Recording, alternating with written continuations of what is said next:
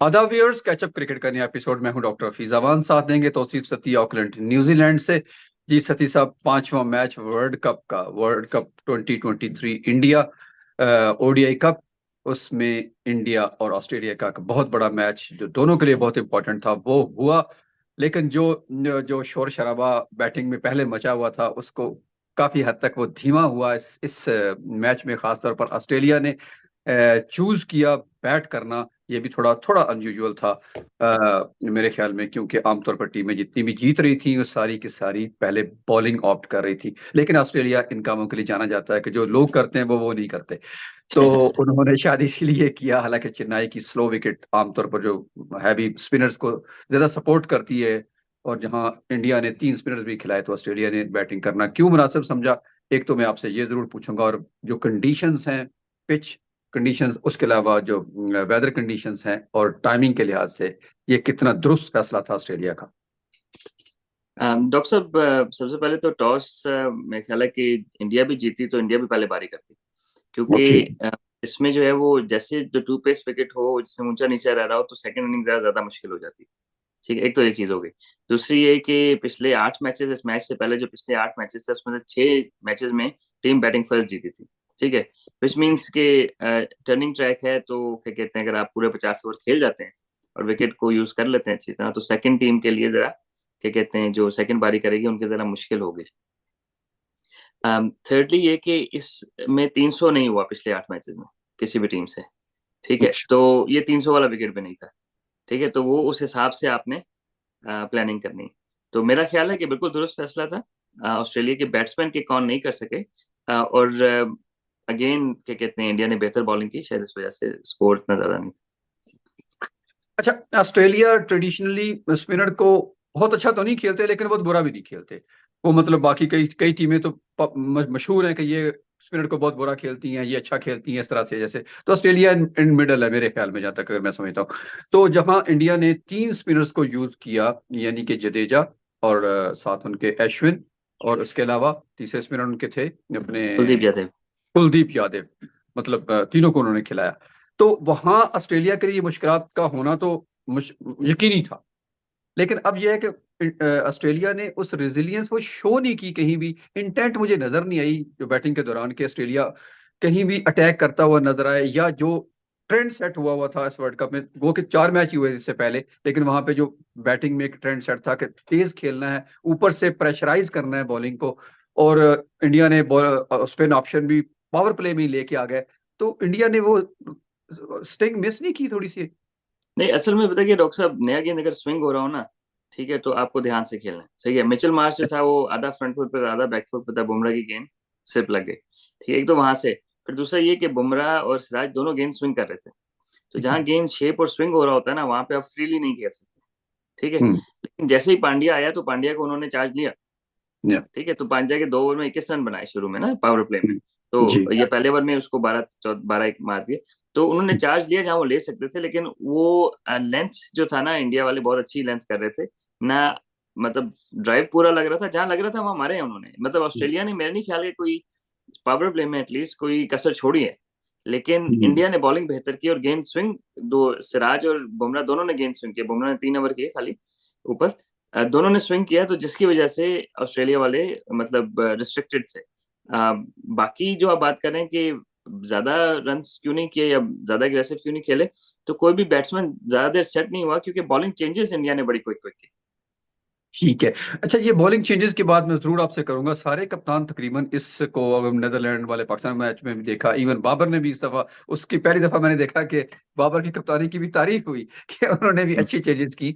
और इसी तरह न्यूजीलैंड वालों ने भी अपने टॉम लैथम ने भी क्विक बॉलिंग चेंजेस की। आपने मुझे याद है जब हम प्री वर्ल्ड कप एनालिसिस कर रहे थे तो आपने कहा था कि ये लोग करेंगे क्योंकि वेदर कंडीशन इस तरह की हैं कि आप लंबा स्पेल नहीं कर सकते। और सेकेंडली ये कि आप किसी भी बैट्समैन को टाइम नहीं देना चाहते कि वो किसी भी बॉलर को लाइन अप कर ले। तो बिल्कुल सही। ये करेंगे तो दैट्स ग्रेट सर। आपकी आपकी वो मतलब एक्सपर्टीज के हमेशा से खैर है, मोतरफ तो नहीं हैं। नहीं, तो तो बड़ी दैट्स कॉमन ग्रेट। सी बात है।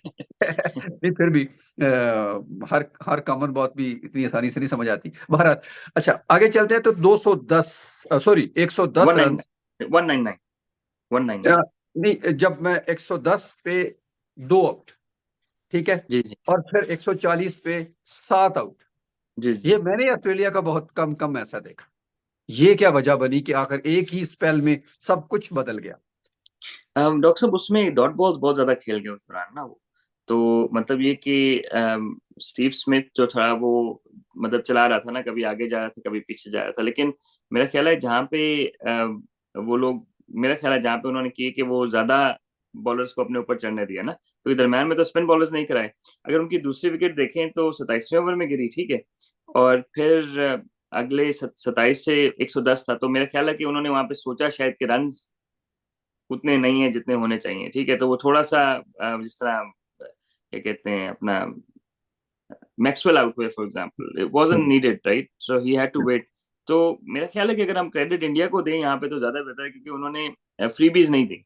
जिस तरह हम्म, पाकिस्तान था ना, पाकिस्तान ने पहले 100 में से 70 run wide shot and wide balls पे खाए जी, नेदरलैंड से, ठीक है, तो इन्होंने विट्स भी नहीं दी, तो आई थिंक इन्होंने they have actually bowled better, और अपनी पेस बड़ी अच्छी वेरी की, और नेचुरल वेरिएंस विकेट से मिल रहा था, कोई ऊंचा रह रहा था कोई नीचा रह रहा था बॉल।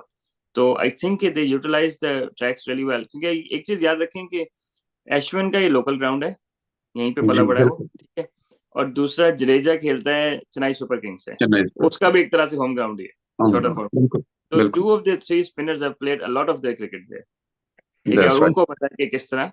और कुलदीप यादव को थोड़े रन्स पड़े भी इसीलिए कि वो मतलब उसने आउट तो किए, लेकिन रन्स भी थोड़े इसीलिए पड़े कि वो जरा कि उन दोनों की तरह उसका कंट्रोल नहीं था। तो I think credit has to go to India कि they bowled exceptionally well in those conditions. ठीक है। अच्छा, फिर आखिर में कुछ मैनेज किया ऑस्ट्रेलिया ने, आखिरी 3 विकेट्स पर 60 रन किए, 199 तक ले गए टोटल।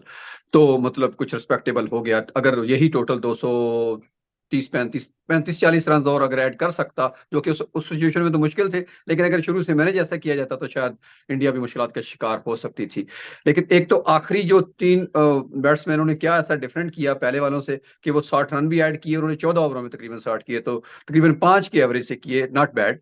तो थोड़ा सा रिस्पेक्टेबल टोटल भी हुआ। वो वहां क्या डिफरेंट हुआ? क्या पिच पिच का बिहेवियर डिफरेंट हो गया था वहां पे? नहीं, मेरे ख्याल स्पिनर्स के ओवर्स भी खत्म हो गए थे, क्योंकि फास्ट बॉलर्स के हमने बैक एंड पे ओवर्स रखे हुए थे, तो सिराज ने तो खैर 6 ओवर्स किए, और बुमराह ने 10 ओवर्स किए, ठीक है, और 1 ओवर पांड्या ने खैर पहले कर लिया था।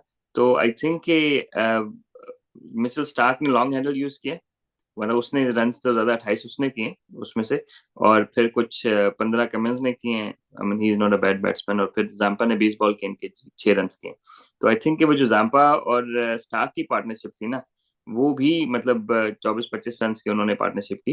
वहां से भी थोड़ा सा बेसिकली उन्होंने, मेरे ख्याल डॉक्टर साहब जो अच्छी बात की, उन्होंने पूरे 50 ओवर मतलब 50वें ओवर में ही आउट हुए, ठीक है, जहाँ पे बिल्कुल। 7 आपके आउट हो जाएं 36 36 ओवर में, 37 ओवर में, तो वहां पे हम्म, आप यूजुअली 40 ओवर में ऑल आउट हो जाते हैं ना, ठीक है। जी, बिल्कुल। उस सेंस में इन्होंने इंडिया को रखा ग्राउंड में ना, तो मोमेंटम कंप्लीटली शिफ्ट नहीं होने दिया। अगर हम्म, यही फोल्ड अप हो जाते 160-70 पे, तो फिर इंडिया के हाथ में था ना गेम। तो उस सेंस में मेरा ख्याल है कि उन्होंने अम, एक तो फास्ट बॉलर्स आ गए थे, तो फास्ट बॉलर्स को वो हेल्प नहीं थी जो स्पिनर्स को थी, ठीक है। वो जब मारने भी गए हैं तो ये जो आउट हुआ है जैम्पा भी आउट हुआ है, तो हिट मारने ही आउट हुआ है ना। तो हम्म, कहने का मतलब है कि वो डिफेंड करते हुए आउट नहीं हुआ है, उस सेंस में अगर आप बात करें तो बिल्कुल, दे बैटेड वेल। बिल्कुल। जो 50 ओवर खेले, यानी कि तकरीबन 297 बॉल्स खेली हैं ऑस्ट्रेलिया ने, उसमें से 180 के आसपास, 176 टू बी एग्जैक्ट, उन्होंने डॉट बॉल्स खेली। बिल्कुल आपने सही कहा जी कि ऑस्ट्रेलिया ने इतनी ज्यादा डॉट बॉल्स खेल दी कि बाकी 120 बॉलों पे 200 रन तो बुरे नहीं है। हाँ बिल्कुल। तो तो मेरा ख्याल है कि ये उन्होंने एलिमेंट मिस किया, रोटेशन ऑफ स्ट्राइक बहुत कम नजर आई, और टोटली इंडियन बॉलर्स ने इनको प्रेशराइज रखा। Definitely that's really great. बिल्कुल अब आते हैं जी जो इंडियन बैटिंग है उसमें देखिए 199, ठीक है, बहुत बड़ा स्कोर तो नहीं था, लेकिन इतना इतना बुरा भी नहीं था, जब खासतौर पर ऊपर से ऑस्ट्रेलिया ने उनको पकड़ भी लिया किसी न किसी शक्ल में। तो वहां से मतलब इंडिया क्या कैजुअल अप्रोच के साथ आया कि 199 को स्कोर नहीं है, और वो आते ही उनके 2 ओपनर्स प्लस तीसरा भी 3 आउट हो गए जल्दी जल्दी से? ये क्या हुआ? अच्छा देखिए, पहले तो जो आउट हुआ था, क्या नाम है, ईशान किशन राइट, तो वो तो आप समझ लें कि पहले ओवर में आउट हुआ था, और वो लूज शॉट थी ना, वो ऑलमोस्ट वाइड बॉल थी, ठीक है, और वो ओके। ऊपर से भी नहीं खेला, वो नीचे से खेला, स्लाइस कर रहा है, मतलब दैट वाज पहला बॉल खेल रहे हैं आप ना। हम्म, तो मेरे ख्याल इंस्टिंक्टिव था, सो इम्पल्सिव उसने मतलब जो नजर आई उसने मार दिया, थ्रो कर दिया। अगर ऊपर से खेलता तो शायद आराम से खेल लेता, it wasn't a wicket ball. अच्छा, फिर दूसरा जो आउट हुए हैं वो हुए Rohit Sharma. We all know that कि वो थोड़ी सी उसकी फ्रंट फुट पे प्रेस पहले कर देते हैं और थोड़ी सी कैंची बनती है। अब वो उनका ये हुआ कि उन्होंने गार्ड, मेरा ख्याल है कि मिडिल एंड लेग का लिया हुआ था। अगर वो ऑफ स्टंप पे खड़े होते तो शायद ऑफ स्टंप से बाहर लग जाती उनको गेंद। अब उनको ऑफ स्टंप के लाइन में गेंद लग गई ना, और जिस एंगल से लगी, तो वो फंस गए वहां पे। बल्ला उनका था नहीं, पैड आगे था। तो वो तो आप समझ लें कि उन्होंने प्लानिंग की हुई थी ना इनके खिलाफ, क्या इनको किस तरह आउट करना है। फिर आयर जो है वो उनको वाइड बॉल थी, उन्होंने मतलब it was short and wide, it was just may be he needed, may be दो तीन बॉलें, तीसरे बॉल पे आउट हुआ, दो बॉलें खेलनी, मतलब it was a boundary ball. Yeah. But उसको समझ नहीं आ रही थी कि मैं किस तरह इसको पुट अवे करूं, तो उसने लूज, मतलब विकेट थोड़ा स्लो था ना, तो पेस नहीं मिली उसको जिस तरह वो समझ रहा था, तो कवर में आउट हो गया। तो I think to be fair, top तीन में से दो विकेटें तो इंडिया ने खुद पकड़ाई हैं, और they were not wicket taking balls, unforced errors हैं। अच्छा, इसमें जो एक बहुत इंपॉर्टेंट जगह है ना सही साहब, वो डिस्कस करना बहुत जरूरी है। यानी कि जब 3 विकेट्स गिर चुकी थी तकरीबन 2 रन पे, तो उस वक्त डेफिनेटली इंडिया प्रेशर में था। और उसी वक्त ही यानी कि उसके आसपास 20 रन के आसपास 21 रन पे जब कोहली 13 रन पे खेल रहे थे, तो एक आसान कैच छोड़ दिया मिचेल मार्श ने। तो वो कहां तक इफेक्ट कर पाया, और क्या अगर वो हो जाता कैच तो ऑस्ट्रेलिया मैच को पकड़ लेता? हाँ जी, मेरा ख्याल है कि क्योंकि वो था भी सातवां सातवां ओवर्स ओवर, तो अभी मतलब पूरी गेम रहती थी ना, तो वो 21 पे स्लाइस किया उन्होंने, टॉप एज टाइप का हुआ, और मिचेल मार्श और कीपर दोनों चले गए, लेकिन मिचेल मार्श पहले पहुंच गए, तो उन्होंने क्या कहते हैं, आई डोंट नो कि कीपर की वजह से हो गया, but it was easy catch to take. तो उससे इम्पैक्ट डेफिनेटली हुआ। वी डोंट नो कि केएल राहुल, अगर कोहली ना होता तो किस तरह खेलता। ठीक है, हम्म। क्योंकि कोहली उसके बाद कोहली ने मतलब बड़े कंट्रोल के साथ क्रिकेट खेली है। KL Rahul was playing closer to his body all the way, so he batted exceptionally well. लेकिन Kohli was playing how Kohli plays, but he still was more cautious after that, और वो फिर build किया उन्होंने वहां से ना। तो I guess कि that could have been match winning moment for Australia if they taken the catch. बिल्कुल, वो चेंजिंग मूवमेंट तो था, और वो चेंजिंग मूवमेंट इंडिया के हक में चला गया। ये नुकसान हुआ ऑस्ट्रेलिया को। तो कल ऑस्ट्रेलिया का दिन थोड़ा पैथेटिक था, थोड़ा लो लेवल पे था वो। उस तरह मुझे, वैसे पहली दफा मैंने ऑस्ट्रेलिया को कभी ग्राउंड में इतना, सदी साहब अपनी अपनी मैं कर रहा हूँ एनालिसिस, मुझे कि बॉडी लैंग्वेज इतनी मैंने डाउन नहीं देखी कभी भी ऑस्ट्रेलिया की। इवन बैटिंग में भी, बॉलिंग में भी, वो उसमें काट नहीं थी जो खास ऑस्ट्रेलियन। असल में वो रिसेंटली सीरीज खेले इंडिया से, इंडिया की सेकंड स्ट्रिंग से हारे हैं वो ना, जी जी जी समझ रहे। जी। तो हाँ वो जी। भी आई थिंक कि इंडिया का वो भी कॉन्फिडेंस था इंडिया के जहन में कि यार इनको तो हम हरा ही लेंगे, और उनके जहन में वही था कि यार इनकी आधी टीम ने हमें हरा दिया, पूरी टीम तो फिर हमें पकड़ लेगी। समझ रहे, क्योंकि सिराज और ये बुमराह वगैरह तो नहीं खेले थे, कोहली भी एक ही मैच खेला शायद ना, तो जी उन्होंने यंग बिल्कुल। लोगों को चांस दिया, तो उसके बावजूद ही हार गए थे उनसे। तो आई गेस कि हम्म। वो ऑस्ट्रेलियन प्लेयर्स यूज टू नहीं थे इंडियन मेन स्ट्रीम प्लेयर्स के, लेकिन इंडियन प्लेयर्स यूज टू हो गए थे हम्म। ऑस्ट्रेलियन, समझ रहे हैं, मतलब उस सेंस में अगर देखें तो मेरा ख्याल है कि India had the upper hand, always had the upper hand, मतलब मैच से पहले भी India were favours to win. हम्म। 100 जब 3 आउट हो गए हैं 2 रन पे, तो फिर तो जाहिर है कि Australia should have won it from there. That's right. लेकिन Australia India batted well, obviously catch drop हो गया, लेकिन उसके अलावा भी इंडिया ने बैटिंग अच्छी की। बिल्कुल ठीक है। अच्छा, आखिरी सवाल के तौर पे मैं बताऊंगा, उससे पहले congratulation to India, they won the match. खासतौर पर केएल राहुल और कोहली ने जैसे 2 रन पर 3 आउट, और वहां से उस प्रेशर से निकल के बड़ी इनिंग्स खेलना, hats off to you. Definitely Kohli तो खैर कोहली है ही है, लेकिन केएल राहुल भी अपने आप को साबित कर रहे हैं हर मैच के साथ साथ कि वो बहुत आगे हैं बाकी बैट्समैनों से। ठीक है। अच्छा, एक जो बहुत इंपॉर्टेंट फैक्टर है, आपने स्पिनर्स की बात की कि इंडिया के स्पिनर्स ने एक्सेप्शनली वेल बॉलिंग की, मतलब वे हेड। तो 30-30 रन उन्होंने खाए तकरीबन 10-10 ओवर्स में, कुछ 30-35 से ज्यादा नहीं, 2-2 3-3 विकेटें भी ली साथ साथ, मतलब पूरा मैच शिफ्ट कर दिया। लेकिन उधर उनके पास जो ऑप्शन थी ऑस्ट्रेलिया के पास, यानी कि वो एक ही ऑप्शन थी, दो थी वैसे तो, मैक्सवेल भी कह सकते हैं आप उसको, और मैक्सवेल ने बुरी भी बॉलिंग नहीं की। लेकिन जैम्पा, मतलब जो विकेट टेकर है उनके, होना चाहिए था उनको, वो उस फ्लेयर में नजर नहीं आए, और वो वाहिद बॉलर है जिनको 6 से ज्यादा की एवरेज से रन भी पड़े। जी। अच्छा डॉक्टर साहब, जब आप कम रन डिफेंड कर रहे होते हैं ना, तो आपको अटैकिंग स्पिनर चाहिए जो बहुत बड़ा ब्रेक करे, और मतलब उसकी जो है ना वो आपको एक्सेप्शनल वो चाहिए, ठीक है। तो जैम्पा ने एक्चुअली बुरे बॉल नहीं किए, उन्होंने ऑफ स्टंप से भी उसको कट मारा है, मतलब राहुल उसने केएल राहुल ने ऑफ स्टंप से कट मार के चौका मारा पीछे। मतलब ये कि उसको ये खेल बहुत अच्छा रहते हैं, ठीक है। और सेकेंडली रन इतने थे नहीं, जहाँ पे वो मतलब डॉट भी करे तो डॉट भी खेल लेते थे। इन्होंने भी, इंडिया ने भी 40 में से 20 ओवर डॉट ही खेले, ठीक हम्म, है। तो कहने का मेरा मकसद है, लेकिन क्योंकि उनका टारगेट इतना कम था कि हम्म, कोई रिस्क, मैक्सवेल का भी यही है। मैक्सवेल ने असल में, इन्होंने मैक्सवेल से बैट्समैन सेट कराए हैं। यहाँ पे कोई हम्म, जेन्युइन स्पिनर होता, ठीक है, वो बेशक अच्छा बुरा बॉल करता, लेकिन जेन्युइन स्पिनर होता। मैक्सवेल को इन्होंने इसलिए नहीं मारा कि वो बल्ला सीधा कर रहे थे। वो तो हम्म, मतलब देखिए, मैक्सवेल वाज नेवर थ्रेटनिंग, या, बिल्कुल। ठीक है, he is a T20 bowler. वो तब थ्रेटनिंग होगा जब आपको रन ज्यादा करने हैं, और वो डॉट आप मारने जाएंगे तो आउट हो जाएंगे, सही है। लेकिन हम्म, इस तरह की सिचुएशन में तो उनके लिए आइडियल था। वुड यू फेस हेजलवुड और yeah, मैक्सवेल, तो यू हैप्पी टू। मैक्सवेल को उन्होंने लंबा ओवर भी खुद ही कराने दिए मेरे ख्याल में क्योंकि अब देखिएगा, जहां जरूरत पड़ेगी मैक्सवेल को मारेंगे वो। लेकिन यहाँ पे तो उसका बल्ला, उनका बल्ला सीधा करा दिया। जैम्पा को ये लोग खेले अच्छे हैं। अब जैम्पा का भी जो मैं खैर मैं अपने चैनल पे प्रीव्यू कर रहा था, तो मैं ये कह रहा था कि हमारे जो स्पेशल लेग स्पिनर्स हैं वो T20 इतनी ज्यादा खेलते हैं कि वो 5 फील्डर्स के आदी हो गए, ठीक है। हम्म, अब जैम्पा अगर थोड़ा सा विड्थ देता है तो ऑफ स्टंप पे बाउंड्री है, थोड़ा सा सीधा करता है तो लेग साइड पे बाउंड्री, क्योंकि ऑफ साइड पे भी बाहर एक फील्डर है, लेग साइड पे भी एक, हम्म, ठीक है, और ठीक सामने एक एक है फील्डर। तो वो है। वो उस चीज को जो है ना, वो क्या कहते हैं, इंडिया ने बड़ा अच्छा एक्सप्लॉइट किया। But I personally think Zampa actually didn't bowl badly. यहाँ पे उनके पास वो left arm spinner Ashton Agar होता, इंजर्ड हो गया, चला गया बेचारा, तो फिर बात थी। अब इंडिया 3 जेन्युइन स्पिनर से खेल रहा है, ऑस्ट्रेलिया एक से खेल रहा है, and that actually that's way they paid the price for that's it. Right. Even Nathan Lyon को ही ले आते हैं।